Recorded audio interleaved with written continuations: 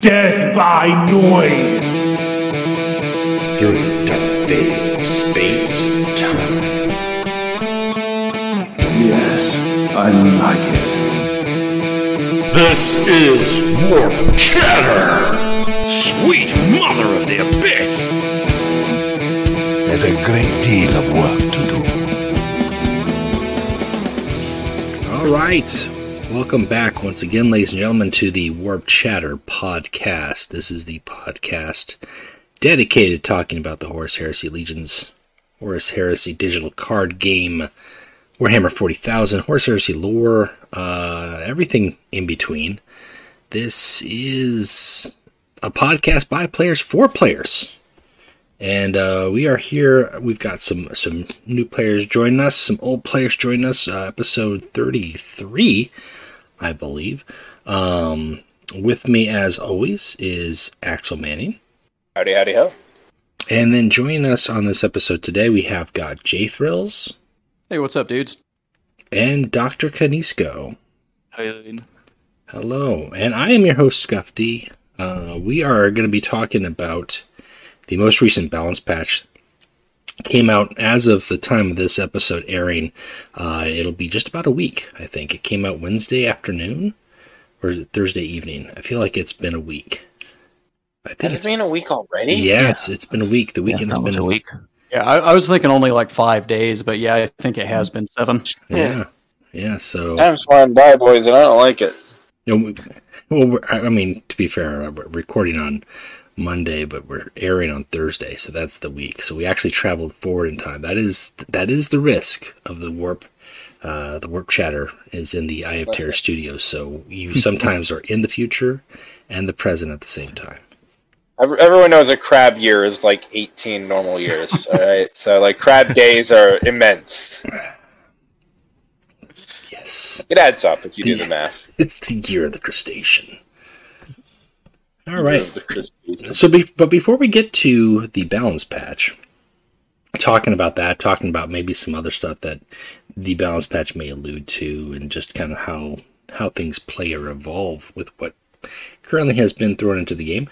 Let's do player introductions. Let's give a chance to introduce the players who we've got with us today. Now, J Thrills, you were way back on, I believe, episode 2 or 3 of the podcast. Yeah, I think it was episode 3. Yeah, so it's been a while, but for those who might have missed it, or those who did but maybe just don't have a good memory, why don't you tell us about yourself? Good afternoon, guys. The name's J Thrills. Not really a whole lot to talk about. Like, I've just... Mainly, the reason I came over to play Horus Heresy Legions was back when COVID first got started. I was playing Magic the Gathering, and a lot of my local meetup groups got canceled, for one reason or another. So I ended up looking for a mobile game, and I ended up finding this. And really, I mean, that's been like 2.5 years ago. I've been playing the game for a long time. Been having a lot of fun with it. Unfortunately, now that I've got all the cards, a little bit of the magic of trying to get that last card is gone. But yeah, game's been fun. I suspect I'll be playing it all the way until, the servers go down. Good to hear. I'll be doing that as well, just for the for the love. Yeah, Scuff will be here. Scuff will be here after the servers fall. It'll be like Ryland. That's right. Yeah, locked into the rubble of the servers. They'll stumble across the servers a decade later, and I'll be like, I'm still here. Still fighting Space Cat. I feel like I've tried just about everything to keep the game interesting, though, in the past, 6 or 7 months. Like, started up a YouTube channel, started recording videos, started doing a lot of meme stuff. Like, I'm not going to say that the game has grown stale for me, but now that I've got all the cards, it's definitely going in that direction. Mm-hmm. Yeah, the hunt can be a big factor, like keeping you logging and checking the store daily and whatever's new out there. But when you hit that point, then the big rush you get is when there's a new expansion and all those new cards that go with it. And then other than that, yeah, like I said, how much do you want to grind ladder or events? That's all I've been doing is events. Like, I've been putting up somewhere around between 3,000 and 4,000 event points every event. Just because, especially this recent one, it's been awesome. We're mixing the legions together. Yeah, there's some fun stuff there. Yeah. Yeah, even though it's a flashback to the really, really good old days, I guess. I found that like its combination can be too broken. I'd rather prefer like a normal event like this format. It's fun. I recognize that the change of pace is good, but it's absolute nuts sometimes. We need something to mix up events, though. Yeah, I wouldn't want this to be every event, but like if this was like every third event or something, it would be pretty cool. Yeah. Scuff, I'm doubling down on this. I want every single event to be like this. That's kind of how I feel about it too. Like, I've had a ton of fun with it. As far as I'm concerned, this event is not over until somebody plays Harsh Discipline on an Argus Brond. Now I need to make this even worse. I want every faction to be able to blend with everyone. I want Loyalists running Traitor cards. I was just about to say that I actually kind of figured like that might be something that they dive into at some point, and you can ally up with the opposite faction. That'd be pretty crazy. You know, this is how we're going to get what we want as Garo leading the Agents of Sigilate. This is the only way we'll get it. That's true. Oh. Yeah, y'all thought of it now. Now you feel sad because that's the only way we're going to get Garo. It pains me so God, bad. it's true. It's so bad. It's like, it still chafes me. I don't mind acting Cruz as the fourth warlord, but come on. Like, how many cards is Garo on? And really, his story was all like after Isfahan, 3, when he basically became under the sway of, services of Malkador. Like, that's really when his story picks up. Like, it would be nice to see him make the transition. Even if they kept his ability exactly as it was, it wouldn't work with any sort of like seals thing or anything like that. But if they kept that, and then they just replaced him with a different, like a Cyrus Murtaugh or a Plague Marine as a warlord, I'd be okay with it. There could be some fun here, but we won't get it. But we digress. Dr. Conisco is also with us. Tell us about yourself. I feel I've been like playing Games Workshop games for my whole life. I think I started with 40k in the second edition, like ages ago. And then like I was looking for a mobile game for my commute, because back then 2018 was like an hour to reach work, and I found this game, and I always like also card games like Magic the Gathering or the old CCG for Game of Thrones. So keep playing, and I think like it's the same like J Thrills say, like when you have all the cards, you either like really like competitive game style game playing and you grind in ranked, or if you like, or at least now when they implement practice, it gives for me like a place where I can experiment with decks in a my like safe environment. And I also find like people tend to be like all the people tend to play like much more different out of the meta in the practice. Although you can always find like things like the classic Angron decks, but it's when I find most of the fun right now, either that or in events. You mentioned you were looking for mobile games for 40k. Did you stumble upon any of the other mobile 40k games? Oh no, I prefer to forget about them. Thank you. Thank you. I mean, that's what we all did, but I always like to remind everyone that the others exist. We can't pretend they're not real. They happen. We can't pretend, and we must pretend they are not real.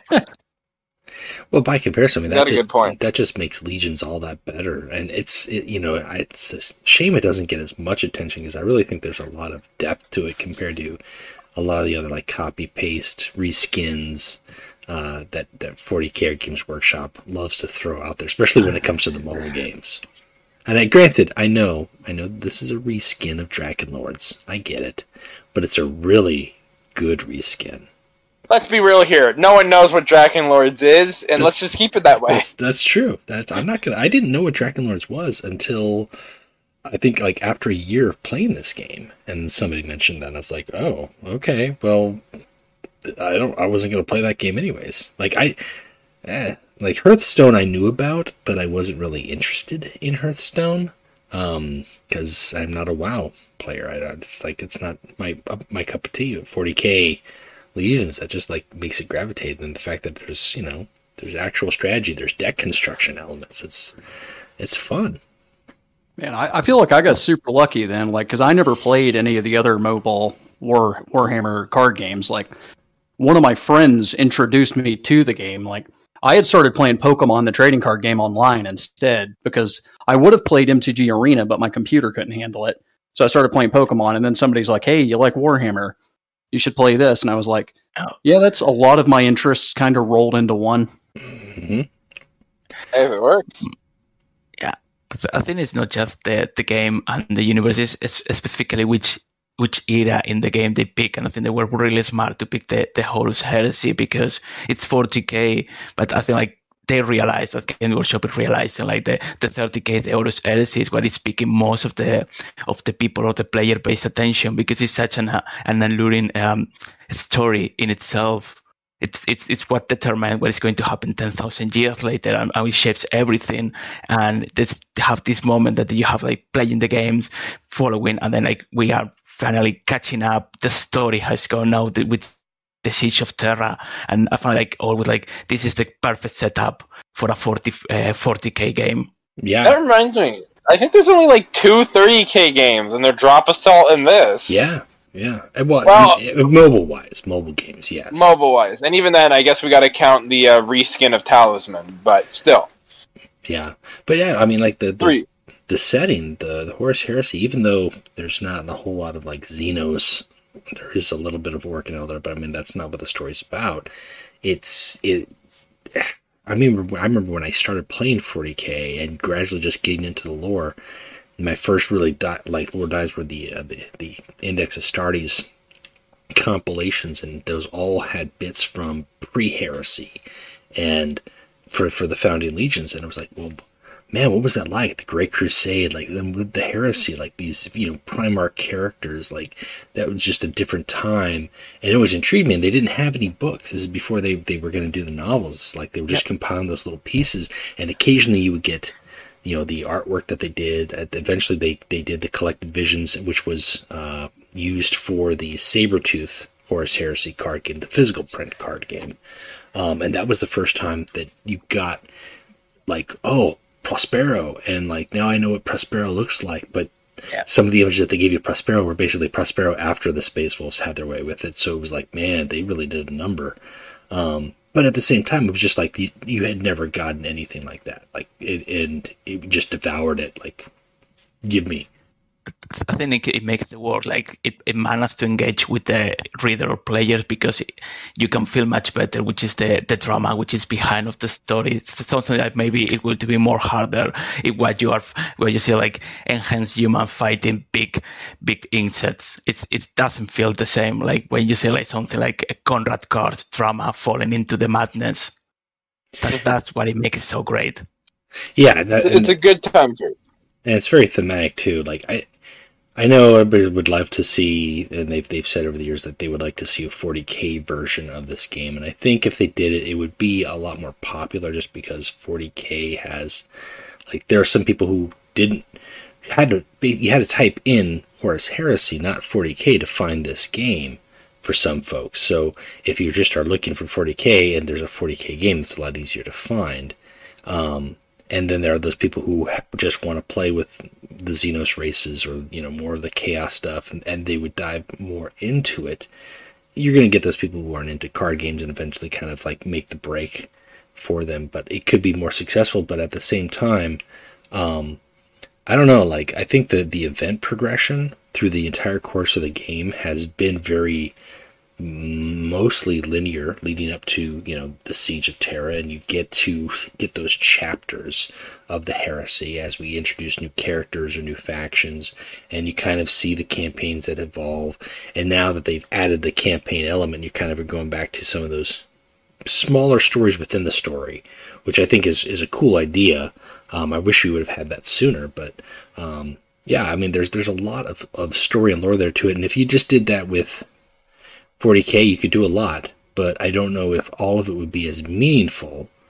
I mean, if you just have like Hive Fleet Kraken versus Ultramarines, like, I mean, I don't know, that might be meaningful but to the Ultramarines players or the Tyranids players, but not to the people who are like, I just want to play Tau. Yeah, at least when it comes to 40k or 30k rather, it's if you like Space Marines, you're getting more Space Marines. This is true. More Space Marines. I can tell you that, like, I didn't really much care for Space Marines for the longest time. Like, I played Tyranids on the tabletop since 5th edition, and I just didn't really have any respect for, like, the different chapters of Space Marines until I played this game. And it's like, it really opened my eyes. Space Marines are they're real cool. Well, that's what Games Workshop wants to hear. They got you. They got me. Only took 2.5 years of playing this silly card game. Yeah. Listen, my only requirement to like anything in fantasy or in sci-fi that is if it has power armor, it's already sold me. So I was already on the Marine hype train the minute I saw one. Okay, that's all I need. I don't want power armor. I want the creature's skin to be armor. Like No. When you get power armor and then you put your power armor in a power armor, like I'm already sold. Like okay. Give me a Gene Stealer and power armor, and you got me too. No. Centurions are running around power armor. Dreadnoughts are power armor. There's some crazy shit, and I'm down for it. We took your power armor and put it in power armor because we heard you like power. Yeah. Dog, I heard you like power armor. No, dog. Another one.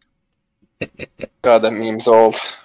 Well, talking about the Ultramarines and Tyranids, I mean, we're kind of traveling back in time before the Tyranids were in the Ultramar sector, but the Ultramarines are a little bit included in this balance patch, but that's not really the case. The majority of it is Emperor's Children. Do you mean Sons of Horus? No, well, Sons of Horus are in it too, but I mean, it's a little bit clean. Wait, we're Ultramarines in this, or are we flashing back to a little bit ago? No, they cleaned up some of the Ultramarine stuff. Did you miss that? Oh, yes, they did. No, you're right. They did necessary things. They did. Yeah, they did necessary things. Yes. Well, I guess, I mean, we could just talk about, we'll go through, how about this? Okay, so we'll go through the Emperor's Children section first, and we'll talk about that, and then we'll kind of touch on the other factions, which are a little bit smaller in scope, but primarily with the Emperor's Children, that's the bulk of it. They lowered Fulgrim's Whisper's cost from 18 to 16, so it takes 2 less perfection to achieve. But then to go with that, really, they jacked. I can't say they jacked. Everything. They put perfection on a lot more cards in here. Chaplain Charmosian now has a rally as well as his backlash to give non-demon troops a mark of chaos, and that's non-demon troops. I think it used to be Astartes, so now that's going to apply to vehicles and structures as well. I think one of the biggest changes, whether it's good or not, I mean, it's definitely good, but it was a very needed change, was Enhanced Warrior, which was the worst 6-cost card. And we had discussion with this way back on the Emperor's Children faction spotlight with Pirate and Lucarian Ape. But they changed the stats finally to a 5/5 with description resolution, gains +1/+1, and if it has perfection, it is enhanced. It enhances troop, and the enhancements are basically mutations from the Ruinstorm faction. It took some testing from folks to figure that out, like all the things that they can do, but they can gain terror, frontline, survivor, ward, flank. I think there's one more there that they can gain. I don't know if they get the +1/+1, but basically that's what the enhancements are. Yeah, so there's no bloodthirsty or +1/+3 stat boosts, but it is trait boosts. Yeah, I was a little disappointed the first time I put it onto the battlefield just to see what the enhancement would do, and it didn't get a stat bonus. I was like, Everguild, you lied to me. Listen, getting ward on it though was enough to sell me. Getting ward or survivor, yeah, because then at the end it'll get +1/+1 anyways. I think it's still neat. I mean, if you give it like the Fabius Vile enhancement, then the card could get way out of hand, especially because it's 6 energy. So you will be facing Emperor Children, will be playing like 6 energy, enjoy my Enhanced Warrior, 7 energy, and enjoy my Sardarian Terminators, and keep going. So I feel like the card how it's now, it's playable, but it's okay. I mean, I like it. It's something that you can play, but it's not something that the player's gonna say like, okay, this is ridiculous for 6 energy. Right. Well, and it's not amazing, but it's 1,000 times better than what it was. Than what it was, yeah. I think this card won the patch. Like I can't even remember the last time I seen somebody playing Enhanced Warrior. I've been playing for 2.5 years. I think it was possibly the worst card. Like Yeah, the worst Astartes. Yeah, hands It down. had such good art too. Yeah, the art It was is like actually wasted good. potential. It was like a 2/3 for 6 energy that had such a conditional to gain +1/+1 that it just never worked. You know, it just never worked. It's even in way back, because it didn't change. I think that was always the card that it was. It just was crap. It was terrible. You needed like 5 or 6 units needed to die before it was reasonable to play. Right. Plus, it needed to be in your starting hand. Yeah, and then you sit there in your starting hand. And in some games, your opponent doesn't have troops. Also, it's like if you're playing Fulgrim, you already got to, they changed it now, but it's like you can't play Enhanced Warrior. You already have your Whispers, which is another dead card. Mm-hmm. Yes. Yeah. Yeah. Now Not anymore. Now you can do the Whispers quite nicely. Oh yeah, the change to the Whispers is awesome. I really like it when they take cards that are never played and cause them to be played. Like I just want all the cards to see play. Yeah, okay. That's what I'm saying. Like I feel like most of the patch when it comes to Emperor and Children, like either the Fulgrim Chains in the cost in the Whispers, plus all the tactics it comes to help Fulgrim, like either make easier to activate the Whispers of avoid Fulgrim to end up with filling his hand with dead cards like Ring Palace or Big Condition, which still are not great cards, but now are easier, or I can be like more prone to use them than before. I'm not like standing there or just everyone, but it was probably maybe the worst tactic in Emperor Children. Yes. I think it might have been the worst tactic in the game almost. Like it was terrible. Oh, I was recently thinking about it, and I don't even remember what it used to do because no one has ever played it. It was return a troop, return a Astartes to your hand, perfection, give it +2/+2. It was a joke. Good. So in a faction that wants to buff things that are on the board, and perfection meaning that's the last card you play, you're basically last turn I play, I'm going to take this troop back into my hand. It's like I think I've seen somebody put their Melgator back in their hand before. That's all it was good for. Yeah, that it was very similar to Eisenstein in how that would work. Like that's all that card is good for, was to return Melgator. Which I think is what it was planned on existing. Like they were supposed to be similar in that way. They're both ships that just send things back, but they're not good. No. At least now, the conditional, it's not even conditional draw. It's just going to be a draw. Yeah, the Airhorn conditional on whether or not you get draw pod. Is cost 2 instead of 3, and it's choosing to start in your deck and draw it. Perfection, it gets draw pod. Diversionary Tactics gained a perfection draw card. Concentrated Fire got perfection heal 2 to your Warlord. Hold at all costs, which I think is the standout. The winner. The winner of this upgrade. This is what it's mental. It is. This is what's making the Emperor's Children all sorts of perfection.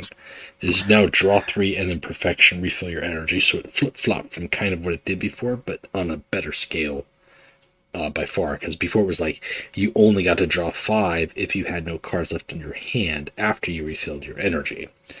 And then Peak Condition has got perfection. The unit gets a Mark of Chaos as well as all those +1/+1s. And Ruin Palace has a cost reduction from 4 to 3, which finally makes that semi-intriguing. Not much, but enough. I think the biggest thing with it, I'll let you guys say something here too, because I think the biggest thing with all these cards is it opened up a lot more Astartes builds for the Emperor's Children, and that makes Ruin Palace better in of itself.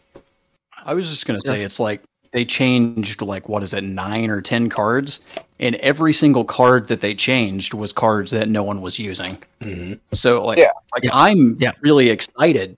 Like, I've been loving playing the Emperor's Children and even playing against them because I'm just like, cool, they actually get to use a third of their cards they weren't using. Probably Fulgrim kind of stopped to be probably the third warlord in the faction behind Fabius Bile and Fulgrim and Saul Tarbitz, because the problem before is you really want to rush towards Fulgrim Whispers, because the problem I find it was 18. So you need to play perfection 8 turns to get it into 10, which is like 9 energy turn, and then I'm gonna waste my 10 energy turn in pretty much get an apotheosis, 5 health plus 1 attack and 1 ability that probably when it was developed in the beta was good, but the game has changed so much that if you compare with the new like Whisper Light is outclassed. And it's something like I wouldn't build toward Fulgrim Whispers. So that's what this thrill says. That it used to be like a dead card in Fulgrim hands. Mm-hmm. Yeah, now you can actually just get it. Yeah, you just like it. Like taking it from 18 down to 16 is an enormous change. Like it's 2 turns faster because realistically you can only get it once per turn. Mm-hmm. Well, yeah, and so it's like I almost now forgot you to only mention, have to do it 6 times as opposed to 8 times. I almost forgot to mention here, Hammer of Justice also got its stats changed to 7-8, and now also has Frontline and Perfection Destroyer Random Troop with 4 or less. But I mean, like half this pack, 6 of these cards were tactics that are Emperor's Children tactics that Fulgrim can create, and now, like we said, I mean, they have got perfection effects now. They're drawing, they're giving Astartes, synergy. And that therefore better cards. They're better than they were, and not just they're better than they were, like, hey, you can put them in your deck now. But now you're not like punished for using Fulgrim's ability. So yeah, you can build for Whispers, and you certainly can build for Whispers now because it's 2 less turns to play it, but also you're going to be hitting Whispers a lot more frequently, especially with Tactical Brilliance, which you could play a couple cards of these for 0 and hit Perfection again, or if you're playing Hold at All Costs and getting multiple perfections that way because your Fulgrim can create that card. My favorite is the tactic that reduces cost of cards by 1, and then Divisionary. Yes, that is an awesome concept. Yep.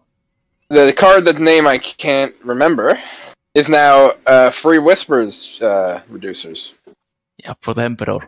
You mean and it draws. Yeah. This is a good update overall. Yeah. Everyone wanted Fulgrim to be buffed. The change that I'm even willing to question is Hold at All Costs, just because it's like it's so crazy. I think it's the best card in the game. It is right now. It is ridiculous. Oh yeah, like Fulgrim is going crazy on the ladder. If they get the update that Ultramarines just got, well, we can move towards that direction. Segue time. Just minor stat changes on a few of their cards to tweak them to be more balanced. Beautiful. No, just give Rylanor 5 attack and slap a stamp on it. Ooh, that'd be bonkers. I mean, that's what we all want. But the problem with Hold at All Costs is it's first off, drawing 3 for 4 in of itself is nice, but the Perfection Refill Your Energy is really the problem, because this is a faction that already reduces the costs of things, whether it is for the Emperor or with Tactical Brilliance or with Salt Harvest. So you're getting even more for your buck before you play it. You're getting more for your buck after you play it. You throw in something like Drilling Site or Supply Lines or War Room that's also aiding into that, however you want to build it.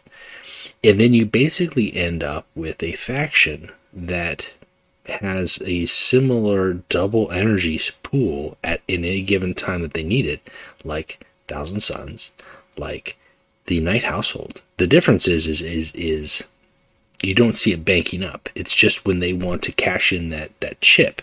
And if it's Fulgrim and he has created multiple Hold at All Costs, he can cash that chip in several times. And he's not just refilling energy, he's drawing cards to play with that energy. Where the old Hold at All Costs, the draw was conditional, so you have to have cards in your hand to fill your energy and play with them. Like, you have to know, like, okay, these are the cards I'm going to play when I refill my energy. Now, it doesn't matter. I'm going to get cards. Whatever I get, I'll be able to play something, and I'm going to refill my energy on top of that. And maybe some of that will chain into the next thing I'm doing. Like, it's super, super jacked up. Like, if it was draw 2, and then it kept the Perfection Refill energy, first off, I love the flip on the sequence. I think that's great. I think that's fair. If the drawing was less, even if it was draw 1, which is really, I don't know, I feel like that might undersell the card. I feel like draw 2 would be perfect for it. I think draw 2, maybe even if the card cost 5 instead of 4, refill your energy. I think that would be fair, but otherwise, like, that's the problem. I think you look at these cards, these are all great cards. They all have got better effects. What we're really seeing on ladder, though, or practice, or anybody who's playing it, those cards are going off and they're working great and they're getting strong troops out and different builds. The problem is when your opponents are playing hold at all costs or multiple hold at all costs, and then all of a sudden in one turn you have 2 Hammer of Justice and Rillanor on the table out of the blue. Or you've got 2 Enhanced Warriors and Chaplain Carmosian, or you've got a Hall of Rights followed by an Emperor's Wrath. I mean, it gets a little crazy. And it's just insane, like, because it's like in any of the other legions, like, it's not a perfect, like, example, but like, resupply from Sons of Horus, for example, like, draw 2 cards, you spent the 2 energy, you don't have it. Mm-hmm. But with hold at all costs, you draw 3 energy, or you draw 3 cards, and you also have all your energy back. Yes. Yep. Exactly. Because it's just like, and it gets in the middle better. Of the game, you just freaking Fulgrim player just randomly draws 9 cards or something. Yeah, it gets better if you have more energy. Like, it's not like, gain 4 energy. If it was refill 4 energy, draw 3 cards, it just replaced the energy you spent on the hold at all costs. That could be a way to go too, but at 10 energy, you could spend 6, then play hold at all costs, or even spend 8 if you play Tactical Brilliance. Play hold at all costs for 2, and you're getting 8 energy back, or 10 energy back, basically. It's ridiculous. Oh, yeah. Yeah, you're like, what you're talking about is suddenly they play 2 Hammer of Justices, and you're like, well, that's not fair. This is what happens when you build a faction around energy manipulation. Yes. I played a bunch of the mirrors recently, and the thing that's always funny is when Hammer of Justice kills Rylanor. Oh, I don't know. It's again. I would think like it's the fate of the poor Rylanor is not going to get back because it had to harm because of Melgator. It's Hammer of Justice gonna kill it. But so like the thing that it intrigued me about the card, like it used to be refill your energy and then they switch it to the perfection, and it makes me feel like it's like a very clumsy attempt to try to nerf really slightly the ability of Emperor Children to manipulate energy, like not destroy the card, but tell, at least you need to activate perfection, which can be like it's not going to be like really effective way to kill it, because people like a warrior like Saul can ensure that it's like 99% chances that you are gonna play with perfection. Really, anyone can. Yeah, it's the refraction built around. It's very easy. Like the hidden the perfection. Yeah, I agree. I think hidden the perfection is way easier to do than the old trigger, which was like have no cards in your hand and draw 5 cards. Like that was so much harder to do. And like refill perfection. Okay, I can play perfection any odd turn or an even turn. Depending on what I've got in my hand. It just is a matter of choice, as opposed to like, well, I've got 5 cards. There's no way I'm going to get to draw 5. Yeah, I think that's what I try to say. Is like, why did keep it instead of change it like the perfection act, instead of be like, if you don't have cards in hand, you draw 5. It's like, you draw 3 cards. It's like put it there, refill energy. Like, okay, you can refill your energy, but you need to planify when you have this card in hand. When are you going to play it? It's really like, it's not good because, as you say, like, I can still do it. I can still manipulate because I have other sources to manipulate my energy. I can use Tactical Brilliance. I can use Saul ability. I have Arbus if the Imperial Guard card to refill 2 per 1. But it feels like goes slightly in that direction, because if I want to like do it like the other way, that we just keep it, refill your energy, perfection, draw 3 cards. Well, yeah, and now I'm thinking about it. I hate to do Legion to Legion comparisons because that's really not fair. But hold at all costs versus the Phalanx, which is 8 energy, draws you 4, and then you get 4 energy back. Now you get Bastion 4 on your Warlord, but here's a card that's 4, draws 1 card less, gets all your energy back, and it's in a faction that can play it at a reduced cost. It has the potential to be crazy. And it often is. Yeah, I'm not saying I want Phalanx for 4 energy. I'm just saying I think. I am. Hey, listen, I won't complain. But I mean, when you think about that, like that, there's a big stark there. Like I have no problem with drawing 3. I have no problem with refilling energy. I think the combination of those two and how it's been done, I think I expect this card to get changed. Yeah, for sure. And it just is a matter of how they'll change it will be interesting to see. Because go ahead. I was going to say, another minor gripe I have with the card is that the old card was more fun. Like, trying to get that perfection that was hard to achieve. It was fun, but I wouldn't say it was good. Well, I don't care if it's good or not. It was just fun. But like, see, every time I got it, just the biggest, stupidest smile on my face, you know? Well, that's the thing. This is also, you also have to balance the card game around the idea of it being usable. It wasn't. As a card, it existed as a joke. Come on. It's Chaos Spawn. I see it all the time. It was still usable. No, you saw it all the time, maybe as never for its secondary effect. And I've only ever seen it from a Fulgrim.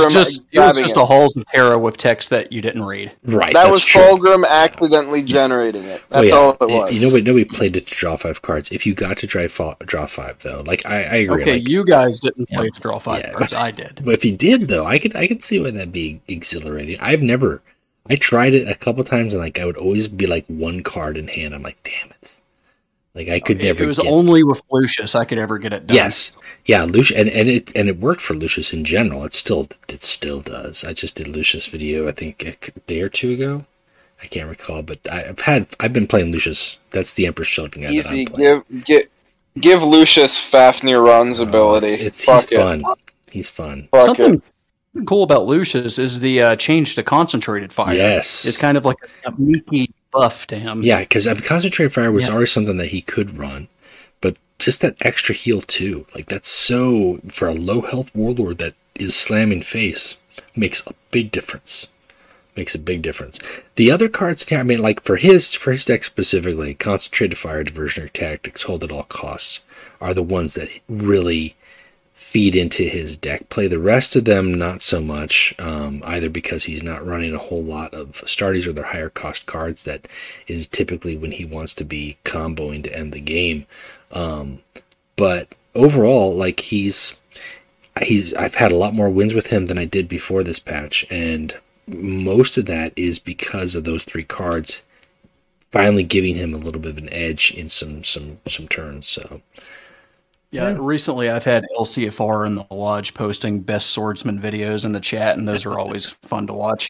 Those are good. Nothing like a good Lucius duel. It's always important to actually say the quote, "I am the best swordsman," and you gotta I don't know. It's fun. All I know is that our boy Van Boning is very happy. Yeah, well... he's really... Like, I can't even tell you how many Emperor's Children decks he's posted in the past 2 weeks. It was funny because like dozens of them. Yeah, the Emperor's Children Discord. I was looking at it like it was like literally like an hour before they put up the announcement, and it's like it's been kind of quiet in this Discord lately. And then that announcement came like, well, guess we're gonna get some chatter going now. And then Van Boning just wakes up. My time has come. It's time.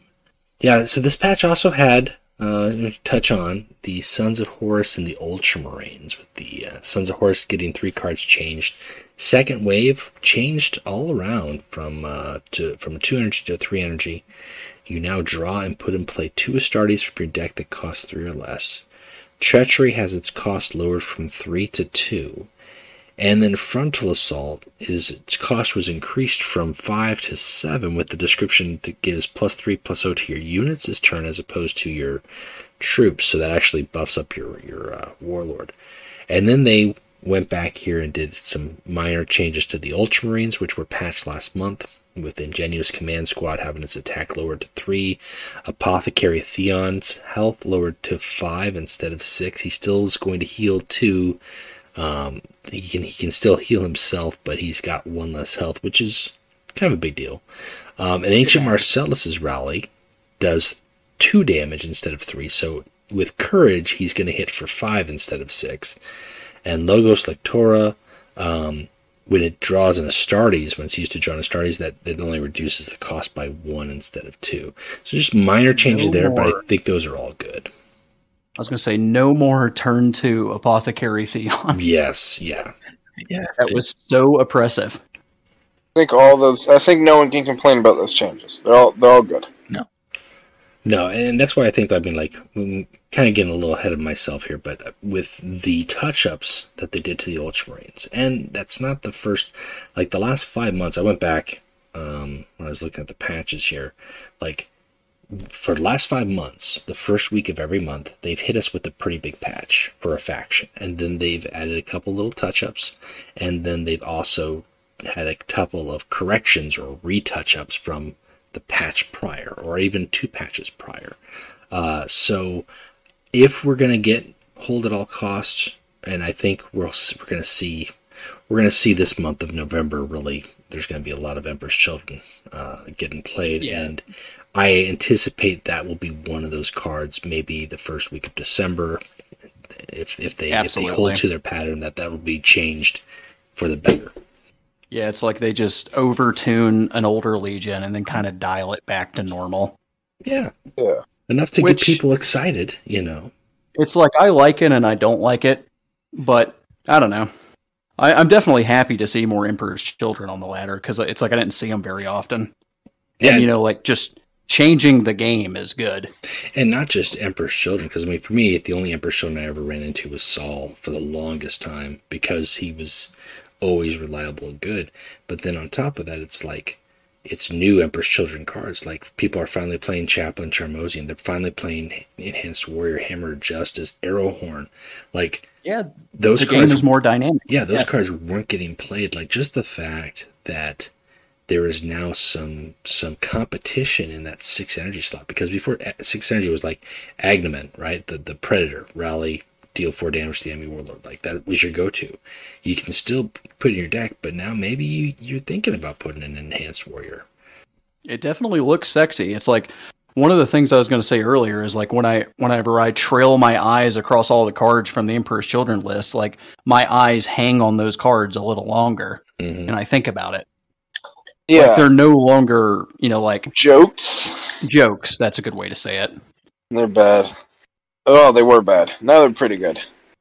Emperor's Children are going to run amok on the ladder for a bit. It's just the natural way of things. Especially with Anal Fissures being added to the game. Astral Incursion. Yeah. I put in 40,000 event points for that card. Oh, why did you do it? You were on the side of evil. I wanted it so bad. You wrote that Mortarion. Yeah, in my lodge, anytime somebody asked for advice, I was like, okay, so you want to pick a Chaos Warlord. and then I was so helpful. I was like, open up your stream. Let me see what you're doing. I'll help you pick cards. This is how you and we got it. I'm out of tickets. Let me use yours. We got it, and we live in a world where there's 5 energy fucking... Really, if you're lucky, you can, for 3 energy, drop that goddamn Subjugator Titan. I've seen a turn 3 Subjugator Titan. Which, I may add, has the worst art of any Titan ever, but no one talks about that. What? It's pretty ugly. Let me look at it. Each of the Titans of a Chaos God, some of them look really bad. The Subjugators are some of the worst I've ever seen. The Subjugators look I know it's not Blanchard, but it looks like Blanchard, or it looks like some sort of mutation, Xenos thing. The first time I saw it, I thought it was an Eldar thing. I was like, there's no way it looks like Eldar. I'm dropping it in our chat we all have. This is its model that the art is based on. It has crab claws, which is the only selling point. You know what it looks like? It looks like a Zentradi battle pod. Yeah. Ooh, you're not wrong, and it hurts. I'm just gonna say it. It's a Zentradi battle pod with claws. And neat fact about its lore, it has less armor than a Dreadnought. Take that as you will. And so how is it a 10-10 with shield? When Rillen was the 4-7. I don't know. You're asking too many questions, Scuff. That's true. We're going to have to take you out back of GW headquarters. You understand. That makes sense. I mean, we could talk, I guess, a little bit about the Sons of Horus stuff. I don't know if you guys have got any thoughts on the Sons of Horus cards. I've heard a lot of people complaining that second wave has been nerfed. I don't see it that way. The people calling it a nerf simply... It's a buff. The only people calling it a nerf are the people who liked it for the meme. Now it's a usable card in decks. I had somebody play second wave and get 2 Groger squads. I was like, that's insane. That's right. That's like, right. it did 12 damage to me. Yep. 12 for 3. Or if you throw in at 10 energy, frontal assault following that second wave. I mean, you gotta get to that stage, but Holy shit! You have So to be really lucky for that. yeah. You're I hurting just my had this soul. shit scared out of me. Whew, my cat just launched himself at me a Mach 4 from the darkness. He was like, that's my second wave reply. You're So I hurting just my got soul. hit by a second wave of a cat. Hey, buddy.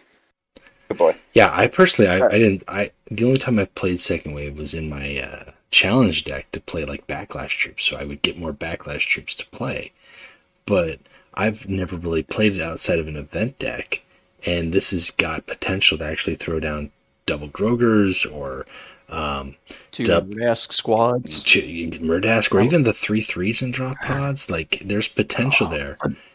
Don't underestimate double Narglin with double Sarpatia squad. It's so fun. Oh, yeah. Two Serpati squads. Yeah, that's Serpati also squad? really good. And then throw down the Nurglings to buff them. Mm-hmm. I'm telling you, I was recently working on the Chaos Horus thing with all the cheap Chaos troops, and then they had to make frontal cost 7 energy for some reason. Also, the second wave, in a weird way, was a nerf to my meme deck. Well, yeah, you would want to have It's like all those definitely a little cheap buff things. to the card. It's a buff to the card, but for those meme decks, it is sadly, it doesn't do what people wanted it to do anymore. To be fair, it was for the best. I think so.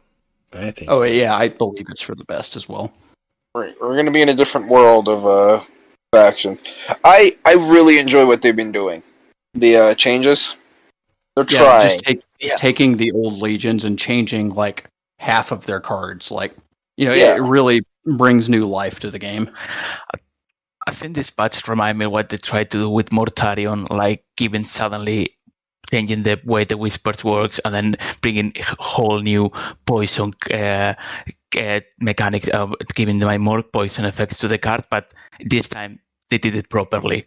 So they did it like really like works for the Primarch or the Legion, and I think also I like when they bring cards back because, for example, Scaff was mentioned like you go in ladder and you find a Lucius, and I always find like the sad card with the Lucius is at the end is playing not Emperor Children's cards because I'm going to play Sorial Cat and then Abominable Intelligence, and then I'm gonna play big cards that they are not, and I always I have to witness like I really like when I play a Legion deck, put as many cards of the Legions as I can. I really like that. I think it's how it works, it's how it should be.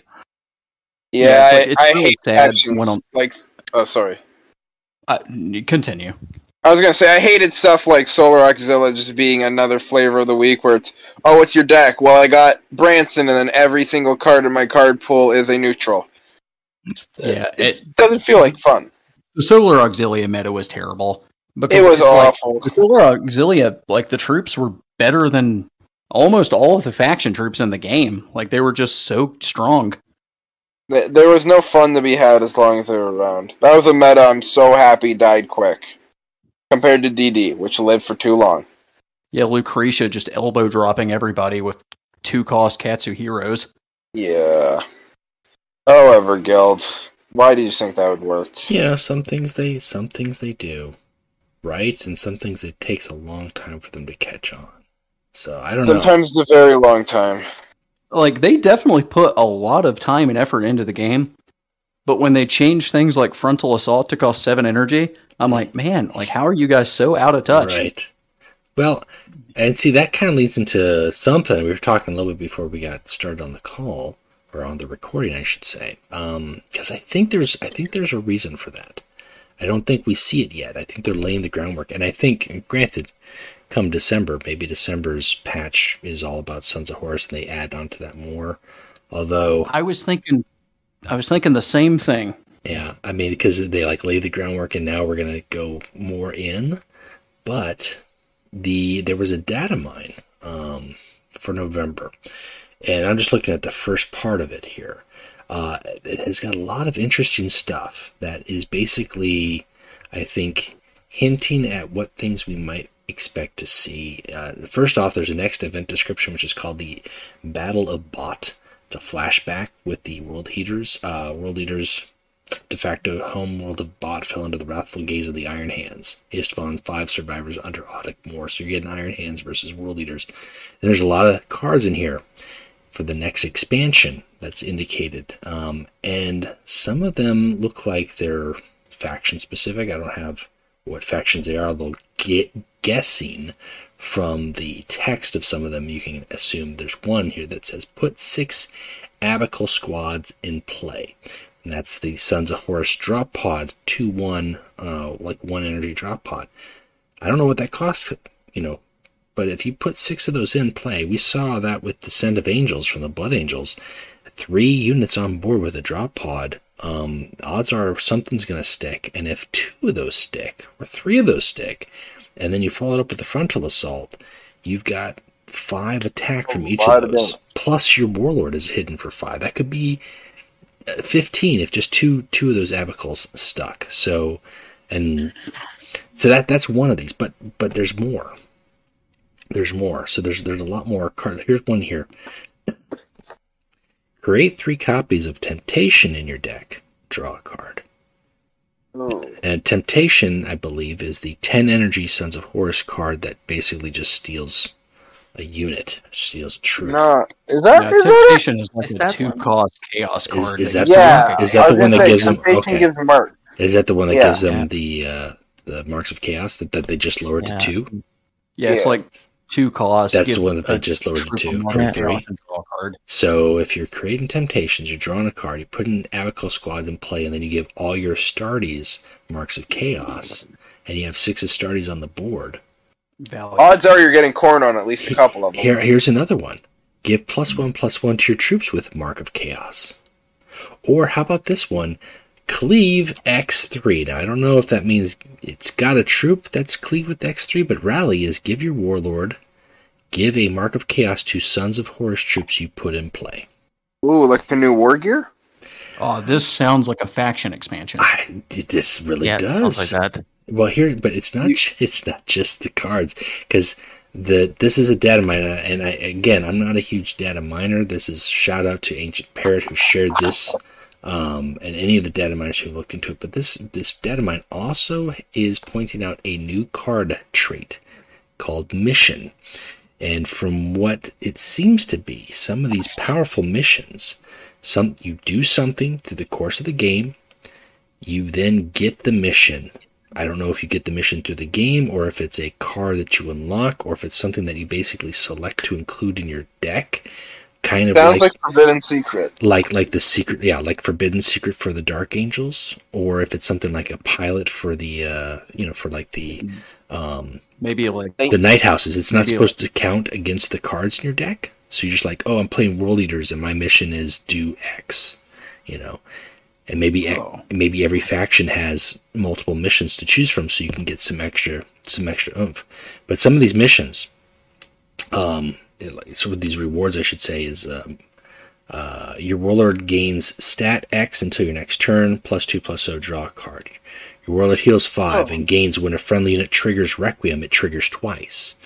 And to get that, a friendly troop has to trigger Requiem 8 times. So if you trigger 8 Requiems, then you throw down that. It's not entirely too hard to do. It's a little hard to do, but it's not entirely too hard to do in some games. Some of these are ones here. This is, where is it? A friendly troop receives damage from a friendly source 15 times. That's the one for the World Eaters. And then something has Unstoppable and Bloodthirst while an enemy troop is damaged. Start your turn with a poisonous unit in play 5 times, and you get the reward. And I believe the reward could be something as simply as, where is it here? Your Warlord gains +1/+0 and give +1/+1 in Bloodthirst. That's for World Eaters. To World Eater troops you put in play. Or, for the Poisonous, I think it's your Warlord gains Poisonous and give +2/+2 and Poisonous to Death Guard troops you put in play. Ooh, that'd be really powerful, actually. There's so much. Death Shroud 10/10? Yeah. Woohoo! And Poisonous. So, I mean, this is just the tip of the data mine. There's 2 parts to it. But it hints at the next expansion going to be focusing on the first 4 factions that were the Istvan 3 factions. New cards, a new card type that looks like that will apply for all the factions, possibly, or at least more than, because the Blood Angels are mentioned in here. That in of itself allows for some deck building, allows for a lot of fun play, allows for some possibilities in there, like games. I mean, we're talking about Emperor's Children right now, how crazy they are, but maybe that craziness will pale in comparison to Frontal Assault Sons of Horus decks next month. I think what they're going to do at Mission is like counterattack, where it's in between like the balance patches, not balance patches, but expansions. They did one balance patch that's just give every faction a counterattack. Well, they'll probably do that with missions. And that's the thing, like, my question would be, I mean, because this could be, is it just one mission per faction, or will there be multiple missions per faction? Because if there's more, because I would, personally, I prefer to see at least 3 missions per faction to allow for some creativity and not just like, okay, every Death Guard is going to be trying to do this one thing for the mission, or make it different. Like, okay, it's a Saul deck, but Saul is going for this other mission that you didn't expect, and boom, he pulls it off, and now he gets this spec. I don't know. That's just different and creative. It would add a ton of depth to the game. Like, because I always like it when you can see 2 or 3 of their cards, and then have a general idea of what the other 25 are. Yep. So that's just information to share. I don't know how soon we'll see more information on that, or if Everguild will be sharing information. That does remind me. Everguild finally is aware of the data mining, and they've purged a lot of the data they had stored. Oh, that makes me sad. They deleted a lot of cards that were set up for events in the future from all mentions in the code. That's true. I think that because those were getting spoiled like a week in advance, 2 weeks in advance, and now it's like literally the day of the event is like, now we're going to put it in the game. Yep. If only they kept not knowing we were doing that. You can't trust us players for a second. We're gonna talk. Not even. We're gonna spread the word. We're gonna spread the gospel. We want to know the good word of chaos. This balance patch has been absolutely incredible, though. Like 10 out of 10. Yeah. Except hold at all costs. Hold at all costs made it an 11 out of 10. They went crazy. Oh no. Expansion is a 0 out of 10. Rylanor still has 4 attack. Hold at all costs is basically refilled the 10 out of 10, so now it's a 20 out of 10. Oh, the easy solution is simply make Rylanor have ward. I see no faults with this. Ooh, that would be bad. If he lost shield with the ward. God, for the longest time, I thought that you had to trigger Perfection to get Rylanor's shield. I didn't learn that until I was recently playing them, and I was like, oh. Why did I think that? I feel like, actually, though, like, that might have been first draft Rylanor might have been that way. I could be wrong, but I feel like that is, like, way, way back. Like, he was good, but he wasn't as good. And then there was a patch made, he got a little bit better. But I'm not 100% certain on that. I don't know, so I'm not going to say anything controversial. I got no memory of old EC. No. Well, I mean, they quickly got buried with all the other stuff, and occasionally we get some love, but not on this level. I think it's been a while since they've gotten... As a matter of fact, I think the last time they got this amount of attention was when they've reworked Saltarvitz and Fulgrim and Maudrum. And that's probably, that's going to make some people sad, because that was also the last time that the Night Lords got patched. So they went back and they revisited the Emperor's Children before they revisited the Night Lords. Yeah, it's like I thought about it, and I think it's deserved. Yeah. So overall impressions of this patch, like, how would you rate it out of a 10? Fuck it, I'm going to come out swinging. I'm giving this straight 8 out of 10. If hold at all costs drop down, I'd give it a 9, and the only thing to make it higher would be, I don't know, something arbitrary, like more Sons of Horus buffs. I'd give it 8. 8 solid. Yeah. Yeah, and it is good. Like, you have hold and all costs on second wave, but apart from those two, I think the other can be interesting. And Frontal Assault, what will you say in the future? Maybe like a really good card. Let's see. Yeah, right now it's not great, but it has potential in the future. I'd give it like, I don't know, like a 6 or a 7. Wow. And the only reason I say that is because the frontal assault change really felt out of touch to me. Hold at all costs got way overtuned. And also, I don't know, there was something dirty about the fact that they over-buffed the Emperor's Children and then immediately sold Fulgrim as an alternate art. Well, to be fair, they've done that a lot, where they'll buff a faction and then just sell the primer. Yeah. It makes sense. I mean, I'm not blind to it. I know that they've been doing it. You know what, you're right. I'll give it a 6. Maybe even a 5. That just makes sense if you wanna show off a new faction, you make it easier to access. Well, they did make it easier to access because I think it was Fulgrim wasn't prior to the Emperor also the one that was in the shop in the Legendary. Yep. I mean, if you're gonna get into a faction, you want that Legendary closeout, you want that Primarch. I do agree though. I mean, that, as far as like a business model goes, very obvious, very not necessarily shady, but very like okay. Yeah, there was no shade involved. It was in the limelight. It was very, very, very blatant. Like, I mean, I don't know. I think it just makes perfect sense from a business standpoint. If you're gonna put all this effort into buffing this faction, let more people play it. Well, I'm gonna be honest.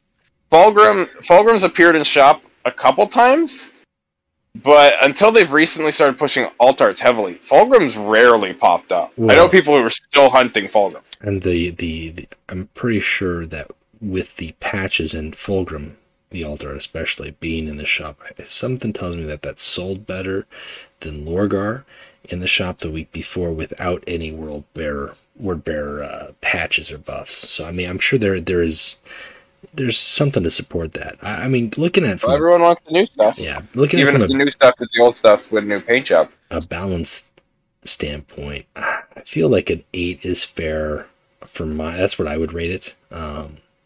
Because I do think Hold at All Costs is out of tune. Think the Frontal Assault, I'm holding off on. Like if Frontal Assault doesn't get the support that I think it's going to get, I would probably drop it to a 7 because I think that we're going to get more. But quite frankly, I'm really pleased with the model that they've been following for the last 5 months, which is almost half this year. And I don't think, I mean, I'm not trying to defend Everguild because Everguild does a lot of, especially the last couple of months, they've done a lot of quiet stuff that we haven't really gotten a whole lot of contact, a lot of updates. It's been a long time since we've had a Q&A. But they're doing a lot that I think sometimes people don't see. And it actually, through scrolling and doing some research back, it was like, I can actually see like, wow, these are big patches after patch. I think they took June off.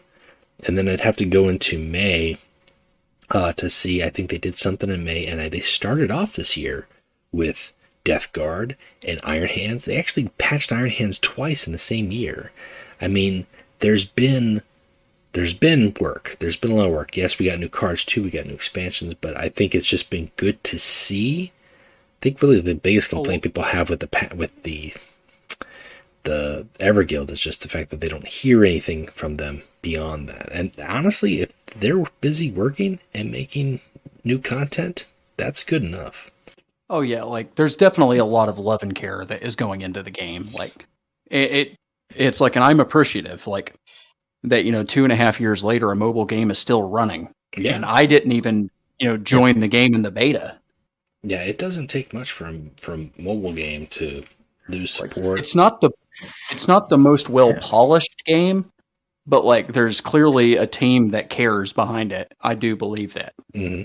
Yeah. And I am happy to see that even with the expansions essentially done, we're still getting big updates to the factions. I mean, the fact that they're making a patch to rescue cards that they have been dead for 2 years, more than 2 years, 3 years, it shows that they take care and they wanted to polish and back today all factions instead of just keep doing like probably other patches that have done like Ultramarines, like taking like a newer faction and that's buffing it like at really high levels. I think what they're doing in this patch is the right direction. Uh-huh. Yep. Yeah, they can't get to every faction. There's just too. The game is too big in that regard. So when they do them, if they get to them and they do them right, I mean, like when we had the Salamanders, they finally did the 1,000 Sun troops.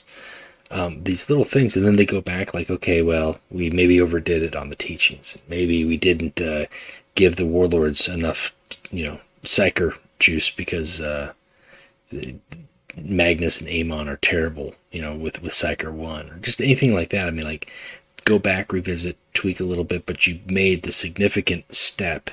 I think it's been a good model. I think I don't know, like, as much as I kind of like wish we heard a little bit more, I would love to see some more monthly Q&As. At the same time, I can appreciate what they've been doing and seeing the content, and as long as it's consistent and it stays that way, if we get first week of December, there's another big patch. First week of January, which, I mean, that's a holiday week, but I mean, if they can keep that going, then yeah, it's about like the 3rd or 4th or 5th of every month they've done a big patch for like the last year almost. Yeah, and then you've got like, okay, well, you know what? This card or this faction isn't where I want it to be, but you have something to look forward to. Or at least, at the very least, something to check in and be like, okay, what got changed this month? Oh, wow, Emperor's Children. Maybe next month it'll be Night Lords or Raven Guard or Custodians or Space Wolves or who knows what. Like, what you haven't played with, but not only will it be playable, be cards you haven't played with before, Yeah.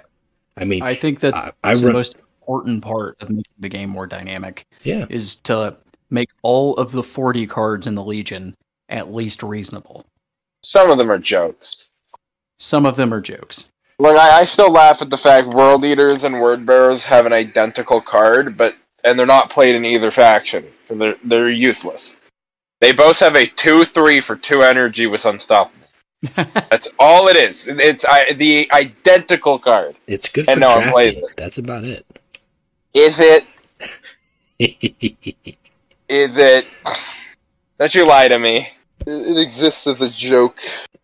Never go.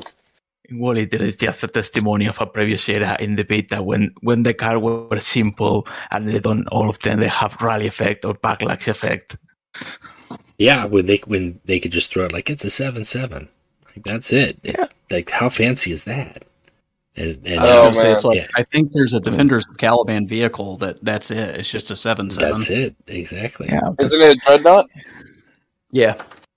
And then the what is it? The fucking Death Guard have that 7/7 for 6. It used to be for 7, and they thought they didn't make it for 6. The people will play it.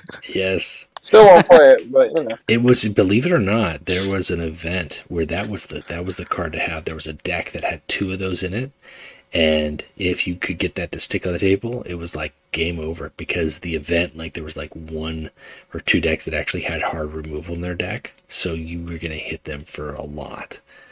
I think somebody did a video. I'm trying to remember the player who did that. He's like, man, get this deck with this card. Like, and it was like the only time you'd ever hear somebody say, like, all right, can't wait to play the 7/7. Doesn't have any ability. It's just big fat stats. It's like, is it really though? Like, if that's it, if it doesn't have anything to go with it, shouldn't it be like a 8/8 or a 9/9 for 7? Yeah, it's definitely not worth it. Yeah, it's off. It could be a 5e for 7/7. It's still too much, in my opinion, because it doesn't do anything. Nah, the game has evolved past that point where you need to have something, whether it's a rally, a backlash, a survivor, or a sacrifice, frontline. Give it something. Make it interesting. It's because it's like your decks are so small, and you've got 40 cards you can play with. Like, you're going to play with the half of your Legion that are miles better than the other half. Mm-hmm. Yeah. Yeah, why would you pick something that doesn't give you anything? There's no return value there. It's like when you can just play like a neutral card that says draw a card, so that you can get to your good cards. Yeah. Why would you play that when you could play something that lets you choose to draw a card, heal 2, or gain 2 energy for 1? I remember a lot of people saying Arvis Slater was useless, and it hurt my heart when it first came out. I think that's a great card. It's a Swiss Army knife. Yeah, it's a great card. I think Arvis Slater is like one of the top 5 best cards in the game. Yeah, it's a Swiss Army knife. It's super powerful. Because if you need the heal, you got it. If you need the draw, you got it. And if you need a scuffed version of drilling sites, you got it. Yeah, it's like whenever I pass turn in game now, I'm just like, okay, it's like trying to like calculate their options. I was like, every single legion can heal 4 now because of Arbuslighter. Well, every faction except Ruinstorm. Rip Ruinstorm. Oh, Except Ruins. sad Ruinstorm noises. Ruinstorm needs a... I want to see Ruinstorm reworked here soon, because they've fallen behind since their glory days. Yes, yeah, they have, and I mean, the problem with that is the only way you can work them is you'd have to. I don't see Everguild changing how you construct decks for them, so it has to come in the form of the Chaos card pool or the Ruinstorm card pool itself. And if it's the Ruinstorm card pool getting overtuned, I mean, we had that. We had an overtuned Ruinstorm card pool. We did. I'm still saying bring back OG Corebacks. OG Corebacks and we good. Those are some fighting words for some folk. I didn't mind it, but I could see it being a problem. OG Corebacks was fighting words for me. Nobody will enjoy that. Not the guy playing quarterbacks, not the player playing quarterbacks. OG quarterbacks turned all your fucking troops into fast troops. Just a little bit delayed. It had to be. It was like it turned your troops into tactics. That's what it did, and it wasn't fun. No. Take it from a word bearer player. My Dark Martyr's got nothing. Nothing. Maybe if he had his original ability. And then kept added on to his poisonous. So like 2 energy, poison a troop, and then heal 1 to your units. Maybe. I still think Samus needs a complete change. Yeah, Samus is probably, I don't know. Curious is, God, it's hard to say. Like which is the worst. The King Queen of Cygnus needs. At least the Battle Honor is good. Its ability should also trigger that. Yeah. I feel. Yeah, I agree. Or at least, or even better yet, Ping, if it survives with 2 HP, can act again. 2 or less, like the 1 Custodes event Warlord we've had. Mm-hmm. You know what I'm talking about? Yes. Because I feel like that could let her ping something with 3 HP. You're spending energy, and you're still face slamming it to produce a portal. I feel like that could work for her. Could be a way to go. We're throwing things at the wall here, EG. Go on. Yeah, it's like I don't know how good or bad that would be, but it definitely sounds good. Yeah. It would change her to at least be able to take a 3 HP down for 1 energy, I guess, and 2 HP. And we've seen just so hard for 30 warlords. Yeah. Yeah. We've seen how can attack with like Iota can make a big difference. Like, granted, her ability is a siege ability. But Modrum is an on-demand, and he's at 30 health, and if you've got the right troops to go with it, and the Ruinstorm can certainly, I mean, if you can't attack my Toad or my Rotfly, I'm going to get more of them.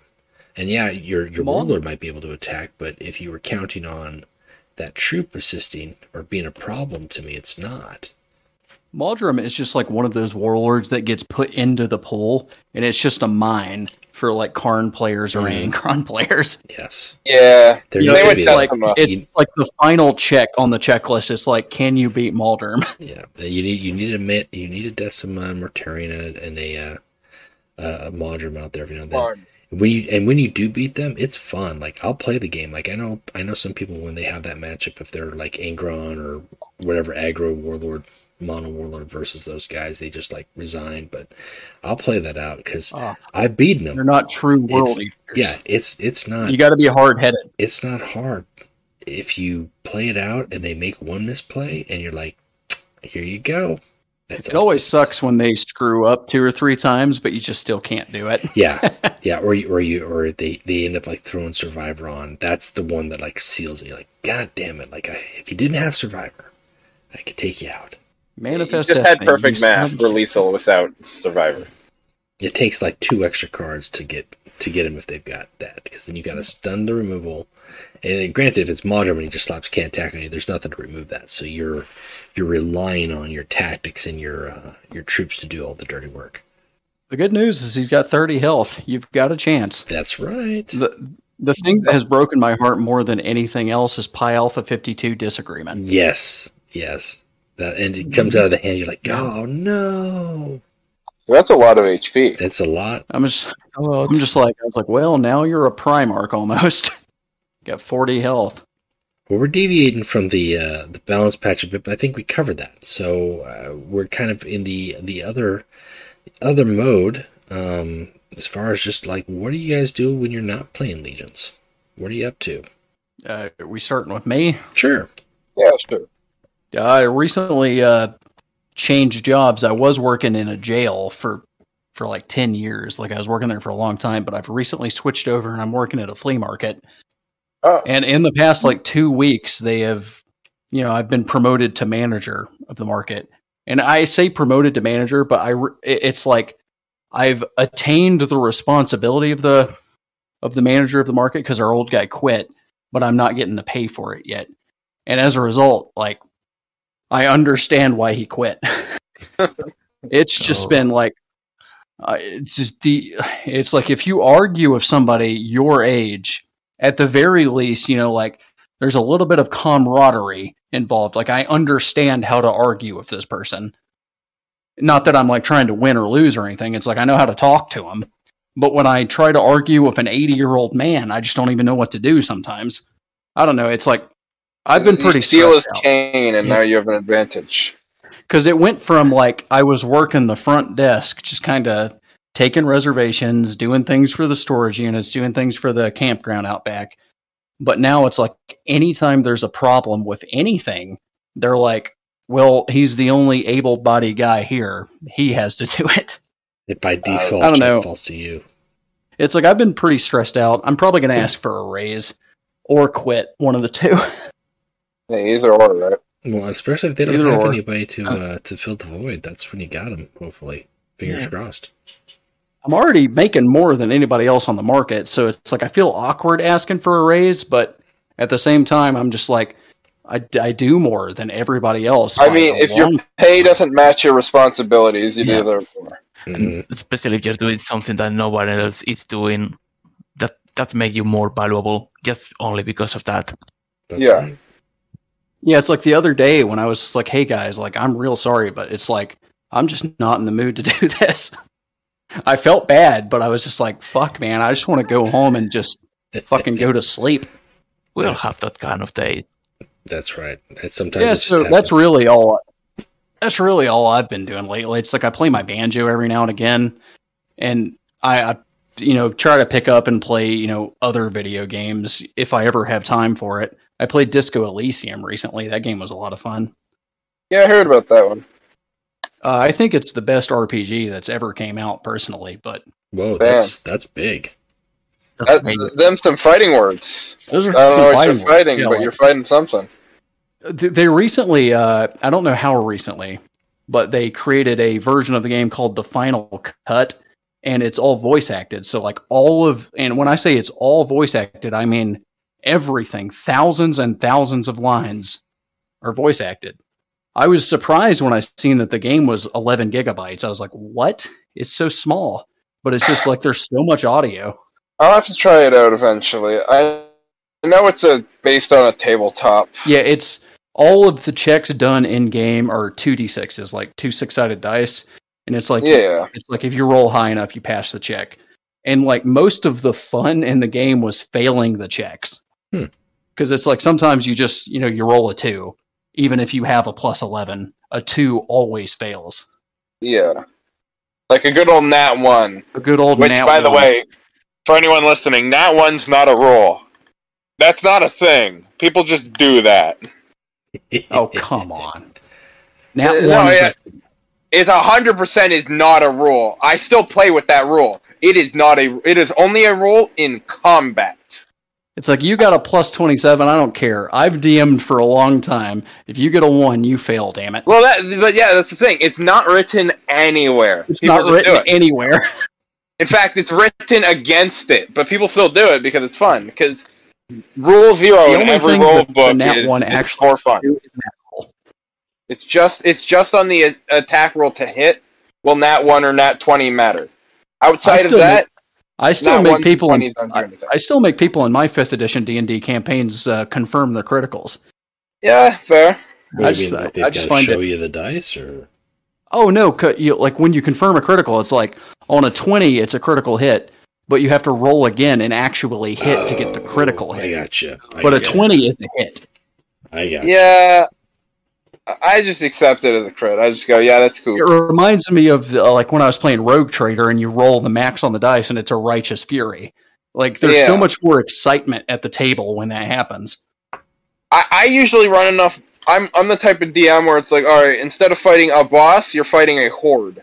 So I tend to let the rolls go quick. And for example, come Saturday, my party is going to run into a Knoll encampment.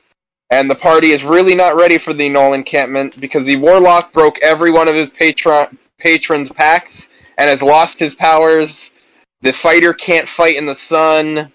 The Paladin is injured, and the Druid is out of spell slot. So we're going to see what happens. That sounds like a recipe for a really good session, though. This is a recipe for the party is going to learn that their actions have consequences. Oh, man. Yeah, the Warlock is eyeless as well, so he has no sight. He's fucked. And you also counter the healing spells. Oh, yeah, they are boned. It's going to be great. Rocks fall. Rocks fall. This is the fight equivalent of Rocks fall. We'll see what they do. Party almost got a total party wipe last session as well, because they thought losing consciousness and going to sleep in a room full of demons would go well. It was bad. Yeah, I don't know why sometimes players make the decisions that they make, but this one was so bad. If every session is a learning opportunity, then it's fun for me and for them. Well, for this one... Oh, sorry, Jay. Yeah, you continue. Sorry. I was going to say, for this one, they knew that if they broke the artifact, they'd lose consciousness. And they knew there was demons in the room. Yet they still went to break the artifact. You've got to break the artifact, Axel. If you put here's what happened. I hit them with 4, are you sure about these actions firsthand? And the party still went, let's do it. You can't change their mind. And then the minute it was about to hit the ground, I just said, okay, I want new characters for next weekend. And then a guy started flipping through his spells. Because he only realized, oh wait, we can't kill ourselves. Because it will actually kill ourselves. You have to do, Axel, you have to raise the stakes. And you have to say, listen, you die in the game, you die in real life. And then you put like a knife What, I just have a gun under the table? No, it's really important. That's how you got to make them hand you their character sheet, and then you have to rip it in half in front of them. That's right. You make sure you get like a lighter too, and like just like this is as painful for me as it is for you. Oh, it's not painful for me. But you want to know the only spell that saved the day in the end? It's a very, very common spell. A lot of classes run. Mage Hand. Oh yeah. They were able to catch it before it hit the ground by just casting Mage Hand. And that must have been one of those times you were like, he's like, can I cast Mage Hand and grab it? And you're like... I'm like, technically yes, and he just barely got it. It would have been funny, too, because it was a session where another player was who missed it, so he would have returned to the entire party dead except him, and he was gone a week. D&D. D&D's fun, folks. Try it. Find a DM. Best game I've ever played. DMs are rare, and if you ever volunteer to one, you will never stop being one. Yeah, the forever DM. It's the game that keeps on giving. Yes. You DM one time, and forever DM. Yep. How about you, Dr. Knisko? What are you up to? Just like, if you are DM master, I'm surprised that you don't say the Baldur's Gate is the best RPG ever made. Even it's a very old and clunky for an RPG game. There's a new one. There's a new one coming. I know. Apart from but the good one is the second one. Is the Shadows of Harm. That's the one that put the stakes for RPG top. At least for me. Baldur's Gate 2 is very good. Yeah. I have not played the Baldur's Gates. My TSR Gold Box. Those are the games I played with the. I think they did the Neverwinter Nights, which I could swear was like the very first MMO. RPG way back in the day, but I could be wrong on that. I missed those games. Like I did the Golden Box ones, and then I did a couple like the Eye of the Beholder series way back. This is before CD-ROM, so I mean CD-ROM like opened shit up. I was like, oh my god, there's video, there's motion, listen. All right, like King's Quest. Like when I have to type in open door, and if I don't spell it right, I'm not going to open the fucking door. That's a game. Poor children and people who are dyslexic struggling. Well, because if you watch the opening, that opening scene of Big, right, when he's a kid and he's playing the game against the wizard, he's got to type in the question. Like those were how games were. Like you had to know the answer and or type it as quickly as you could and type it correctly. And like somewhere along the way, I'm glad that those games went away. But there was a time there where like that was the shit. And now it's just like point click, hit button, spam button, menu, scroll, like. No grammar, such a shame. Yeah, like it'd be like, okay, pick up rock. Like if you didn't if you didn't write the command right, like go to door, I don't understand. Like move to door, I don't understand. Open door. And then you go to open the door. Like it's like, wow, if you don't get the No, that'd be great. After all that, you type in open door and goes, I'm not close enough. That's true. It would. You'd have to move the cursor over, and then like something would just like appear and come out and like hit you, and you'd have no time to react because the action versus the typing was not like in succinct. So, see now I'm having terrible flashbacks. Pixel hunting's hell in those games. I tried to play some old ones like Psychonauts or not Psychonauts. Which one is the Konami one from like the 90s? Police Knots? Oh. Police Knots. Yes. There it is. They had the one with the police. They had Hugo's Haunted Mansion. Obviously, King's Quest is the best series when it comes to that type of game. But I don't know. For me, then I jumped from the Baldur's Gate, or not Baldur's Gate, but the gold box, the TSR gold box. And I had Forgotten Realms Unlimited Adventures, which would basically let you design your own gold box game, and you could create your own monsters and create your own sprites, and it basically took second edition D&D and gave you as the dungeon master the ability to put it into the game program that they were already using. It was kind of like a Mario Maker for the D&D program that they had at the time, which was fantastic. And then I got Secret of Mana on the Super Nintendo, and it was like all console from there. And now I'm playing Diablo Resurrected. So it's all come full circle. Somehow that's where I ended up. I'm starting the grind. What about you, Axel? About me? Besides, DMing for my party of miscreants and imbeciles. I don't know, I've been pretty preoccupied with work. I recently got a new job fixing propane tanks for a living, and it's just been taking a lot of my time. I'm there for 11 hours a day. It hurts. How many days a week? 5 days a week. Jesus, so yes, a lot. 55 hours, but the pay is nice. And I have Friday off this week, so I'm happy. It's like I remember working at like a hobby gaming outlet when I was much younger, and it was like 9-10 hours a day, 5 days a week, and I just remember being like, wow, 55 hours was just so many hours. Can't even imagine that many. The money comes in. It is, but like they if you don't know it, then they'll work you retail. They get young people. Yeah. Oh yeah. When I was in university in the summers, I used to work in an oil station and it was like the shift were like 7 or 10 days, so you will be working on stuff for 7 or 10 days. You will have like morning, afternoon, and night shift, and 7 days in a night shift, it was terrible. You will end up the last day that you will know you were a person or a mob. How many days would you have off before you had to go back in for another?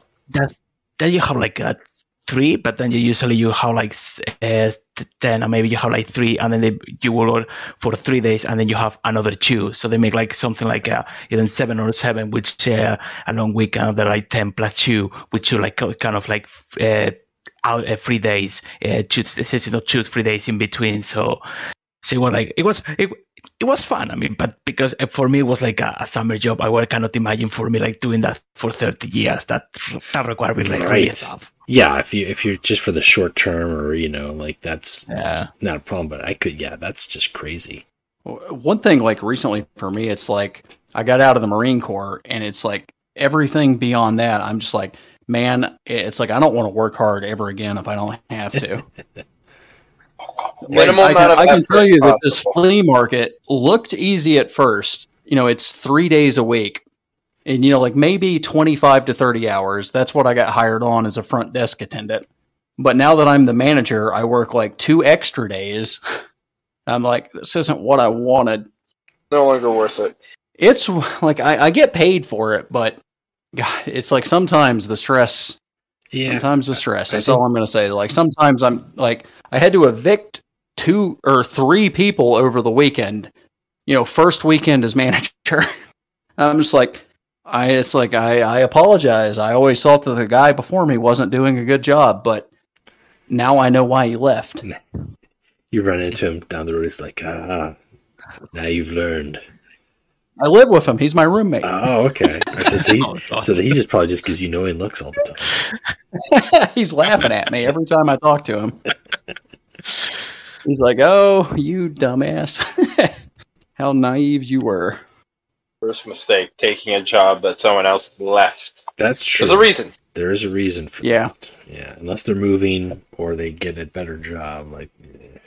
But it's like I said earlier too. It's not even that I took the job. It's that because of COVID, we have half the people working there that we normally have. So it's like I have just taken on a lot of responsibilities. Yeah. I'm gonna have to ask for a raise, I think. Well, guys, thanks for joining us and being part of the discussion. I guess before we go, do you guys have anything you want to plug? We do plugs. Conisco, do you have anything you would like to plug? No, not really. Okay. How about you, Jay? It's like I'd say no, not really, but I feel like, the completionist in me should say it's like I've got a YouTube channel, YouTube / whatever it is, J Thrills, just capital J space Thrills, THRILLS. And as far as like when I create content on that, like whenever I feel the need to. I haven't put anything on there in like a month, and I don't even know when I record a lot of stuff, but then I end up having to delete it for one reason or another. It's like because it's not perfect. I don't want to put it up there, or it's like I recently did a lot of things for the Karn drinking game, but then halfway through the video, this isn't really YouTube friendly.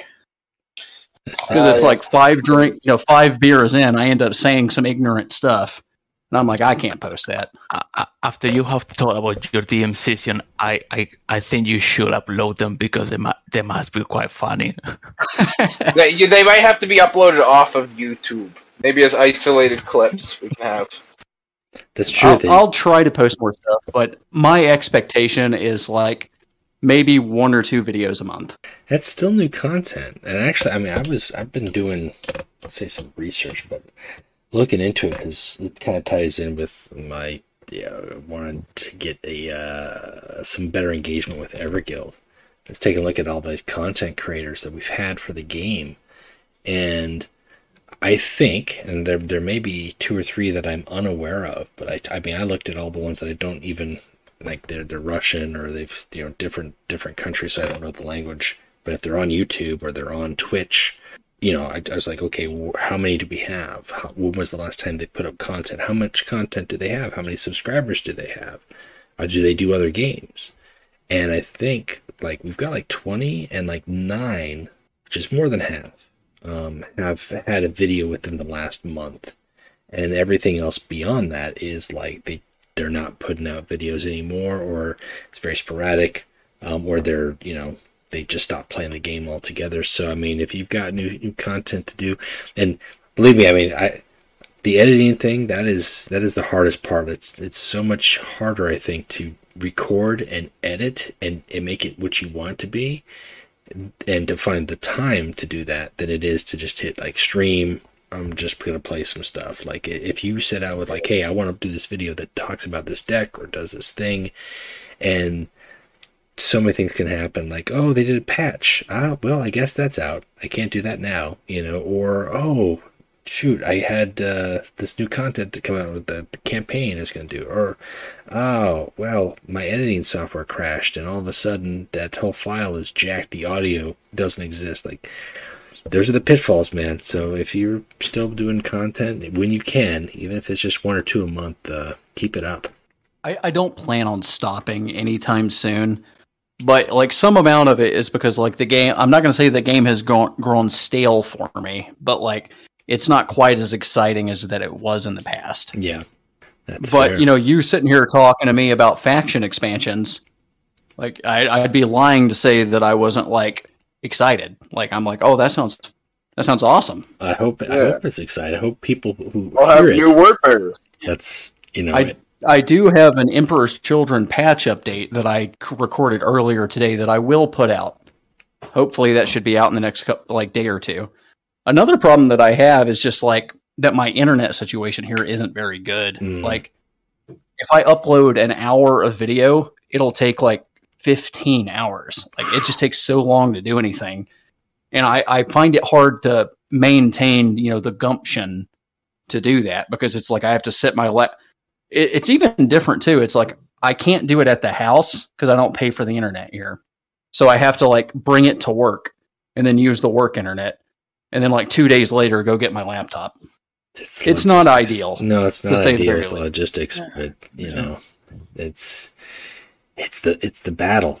But you know, the current living situation isn't permanent. So maybe future living arrangements, future improved internet usage. We can only hope. I moved. I don't know how my internet usage is. I mean, usage is fine, but the internet situation here, I think, has kind of inhibited my streaming for some reason. I can't stream consistently. We haven't had any interruptions on this call, but I've had like numerous calls and or like stream screens like interrupted on Discord where it just like cuts out, and I don't know why that's the case. I wasn't having that issue before, so recording, editing, and uploading right now is the best option for me because I really don't want to be like, 5 minutes in and it goes down. Yeah, and it's like whatever viewers you were going to have for it, you know, they're not going to wait 5 minutes. No, if they get in 3 minutes, I think I'm lucky. I hope I do something that's worth watching more than 3 minutes of, but sometimes I kind of wonder. I'm like, And I really will say that I think like your YouTube channel is like one of the reasons that I even play the game. Like because it's like when I first got into the game, like I kind of found it hard. Like there really is a new player hump that's really hard to surpass because it's like, you know, like you start at like 0 on the ladder and then you go up to 500, and it's like as you climb higher and higher, it's like the closer you get to Terra, it's like I'm not gonna say the more toxic the game looks, but it's really lame when you lose to like Melgators and Jubaks. You're like, I don't have those cards. That's not fair. Mm-hmm. But then, you know, I always fell back to YouTube and I was like, what am I doing wrong? Like, let's like try to recoup here. And it was LCFR and your channels that kind of kept me attached to the game. I was like, I'm going to get better, damn it.